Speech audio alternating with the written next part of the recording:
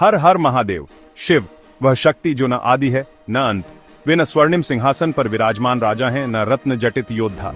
वे सनातन तपस्वी आदियोगी जो समय के पार हैं। उनका नाम हिमालय की गुफाओं में गूंजता है और भक्त के हृदय में भी।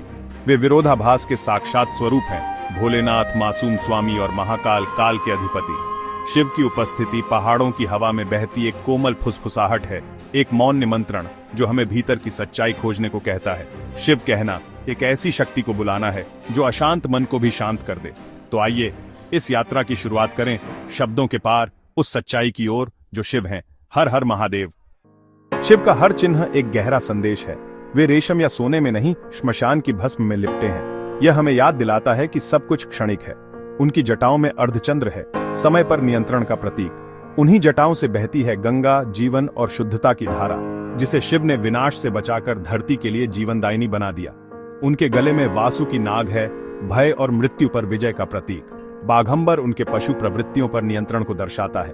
उनका वाहन नंदी अडिग भक्ति और विश्वास का प्रतीक है। शिव के चारों ओर हर प्रतीक आत्म साक्षात्कार की राह दिखाता है।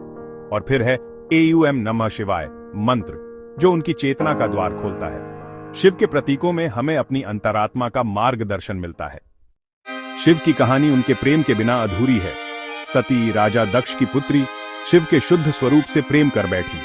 उनका प्रेम इतना प्रबल था कि उन्होंने पिता के विरोध के बावजूद शिव को चुना। लेकिन जब दक्ष ने शिव का अपमान किया, सती ने यज्ञ की अग्नि में स्वयं को समर्पित कर दिया। शिव का शोक प्रलयंकारी था।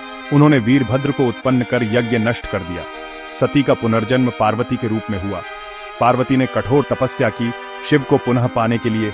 उनकी भक्ति ने शिव के हृदय को पिघला दिया और उनका पुनर्मिलन शिवरात्रि के रूप में मनाया जाता है। यह प्रेम, भक्ति और तपस्या की विजय है। जब भावनाएं प्रबल हो जाती हैं, शिव तांडव करते हैं। वह ब्रह्मांडीय नृत्य जो सृष्टि और संहार की लय है। रौद्र तांडव विनाश का नृत्य पुराने को मिटाकर नए के लिए स्थान बनाता है। यह शुद्धिकरण है, जीवन चक्र का हिस्सा। शिव नटराज के रूप में अज्ञान को पैरों तले दबाते हैं। विनाश मुक्ति का साधन बन जाता है। फिर है आनंद तांडव, सृजन का नृत्य जिसमें ब्रह्मांड झूम उठता है। पार्वती के साथ शिव की लय से तारे और दुनियाएं जन्म लेती हैं। तांडव हमें सिखाता है सृजन और संहार दोनों जीवन के अभिन्न अंग हैं। शिव का नृत्य ब्रह्मांड की सतत प्रक्रिया है और हम सब उसके सहभागी हैं। शिव का हृदय करुणा का सागर है। वे आशुतोष हैं, प्रसन्न करना सरल, भेदभाव से परे। रावण राक्षस होते हुए भी अपनी भक्ति से शिव को प्रसन्न कर सका।